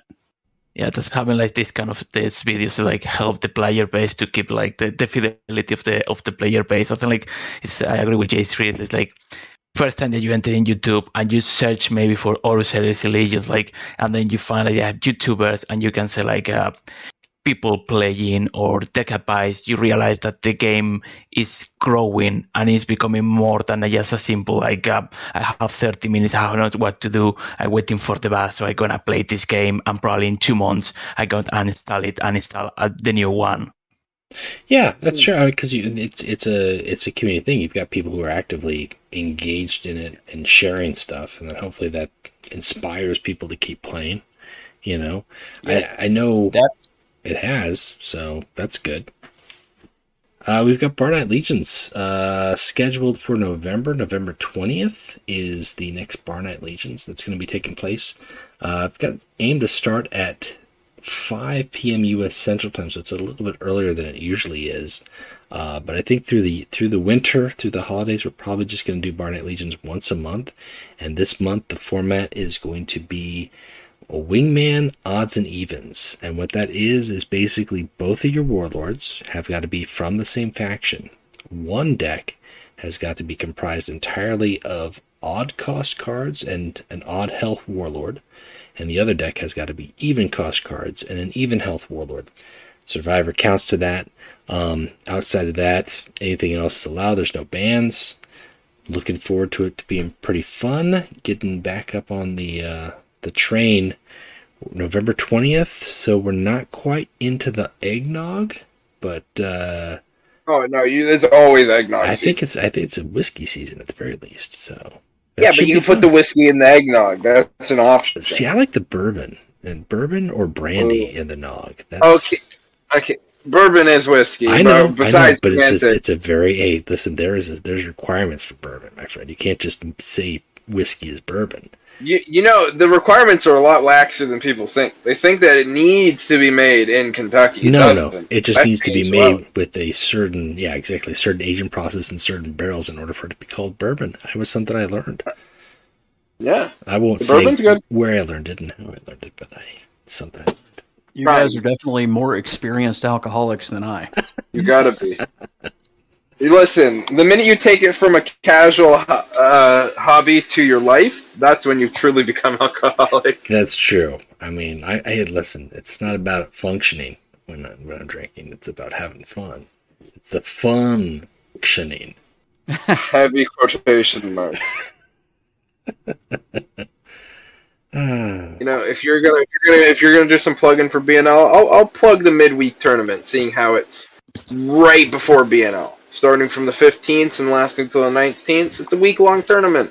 If you can't make a match in the normal Saturday times that we normally do them, you can probably find a time to do your matches in an entire week. So, like, how much earlier are you doing the events, or is it like a week-long thing? Like, one of the reasons that I haven't been going to them is just like I don't have time. Like, same. Like you do it too early. It's like I get right off of work, and it's like the tournament is an hour in. I'm just like, damn it! It's like I wish work got off an hour earlier. Doles is doing this one. It's starting Monday, lasting a full week. So you should be able to get your matches in. So it's kind of like a time situation where you're matching up, kind of like Lodge Wars or something like that. Some of the magic of it is lost then, because I kind of liked getting into the VC with everybody and it just being a mess. Yeah, well, that's not for BNL. Don't worry, BNL's got its normal stuff. Yeah, BNL will have the Vox, and the standard tournament will have the Vox, but the weekly tournament's a little bit different. But the pricing is still pretty good, like 3,500 gold, right, for first. Yeah, I mean that's pretty substantial. I think it's a lot. It's a lot of crates. 35 crates if you buy the expansion. Think about it. 2,000 for second and 1,000 for third. Even third, it's like 10 crates. Which it could be a legendary, could be multiple legendaries depending on where you're at. So, yeah, tournaments. 10 crates is a lot. That's right. Especially if we're getting a new expansion, and it's an expansion that has us buying crates, you're going to want that gold. But you know what else you're going to want? You're going to need deck slots to play with those new warlords. I'm still saying we removed some deck slots. We got too many. It goes full circle. That's what we need, baby. I got something else to plug. Oh, yeah? Is it less deck slots? No, we need a buff for Erlen. Oh, yes. That's the whole plug. I say we hashtag give Erlen his extra card back, but he needs a lot more help than an extra card. Okay, fair enough. I think with the extra card, it's enough. I mean, it's what they get him out of the meta when they remove the card. You know what we do? Simple. 5 damage to enemy warlord. Fuck it. Ooh. We turn him into Tortorama. And destroy Relanor automatically. Oh, yes. 1 energy siege, deal 5. No, just 1 energy, deal 5. I don't know what he needs. I'm not a game designer. No. I just know that he sucks. He does. He is. He's my favorite. He's my favorite warlord. It's like the nail in the coffin to me was counterattacks. Yeah. That was the nail. Like I was like, God, every single person I play against has another card, and they took my extra card. Sad Erlen. Do noises. what you must. Sad Erlen. Which is basically him just shouting, "I'll rip your face off." Recently, like at the front of the season, I played like 20 games with him, and I got to like 2,700 or something like that. I didn't do too well, but I was like, man, I was like, I tried. And it was like above 2,700, it was all Emperor's Children. I was like, I can't compete. No, not at this stage. It takes an Emperor's Children to beat an Emperor's Children. I've been playing a lot of Lion this recently, and Lion has been doing pretty good. Okay. Hexagrammaton? Hexagrammaton just craps all over them. Nice. Also, I've heard Defenders of Caliban can do pretty good against them. Like, apparently creating, like, a really wide board, like, none of the Emperor's Children cards do well. And every time I built an Emperor's Children deck, I don't think to include a defense satellite. All but one. Corrupted Battleship, my friend. Fulgrim can create that. Well, he better create it. He better create it. That's the only thing that he's got. Like, there's been one game I played and I was like, man, what I wouldn't do for a Corrupted Battleship right now. The only time you've ever said that was said that. It's true. That's true. That's true. Somebody in my lodge recently, like, he likes to post games where he loses, but it's really close. In one of the games, he was playing Defenders of Caliban against Emperor's Children. I was like, I already know the punchline. They get a Corrupted Battleship. You can see it coming a mile away, but it's still just as good. For the first time in forever, it's useful. You know, it's like 10% of the time, they have it every time. That's right. All right, well, that's it for me, guys. Thank you for joining tonight. It's been a pretty good call, I think, overall. Good patch, good discussions. Always good talking to y'all. Always good to talk to players.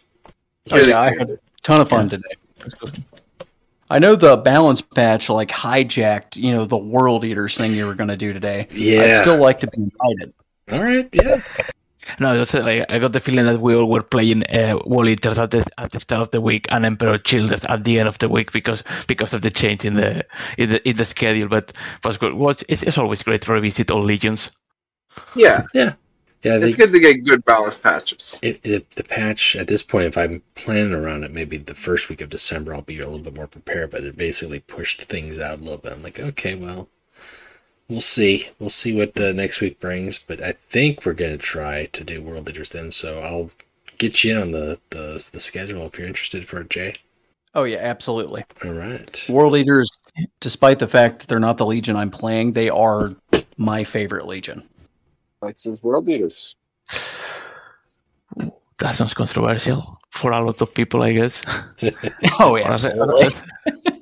A lot of my enjoyment from the Legion comes from, you know, like, in Magic the Gathering, I played Mono Red, and World Eaters are the closest to Mono Red in this game. Yeah. Definitely. Yep. Yeah. All right, guys. Well, until next time, we'll talk later. Everyone have a good one. Bye. Bye. It ends here. This has been another episode of the Warp Chatter Podcast. Thank you for listening. I can't help but appreciate your talents. It was inspiring. I need some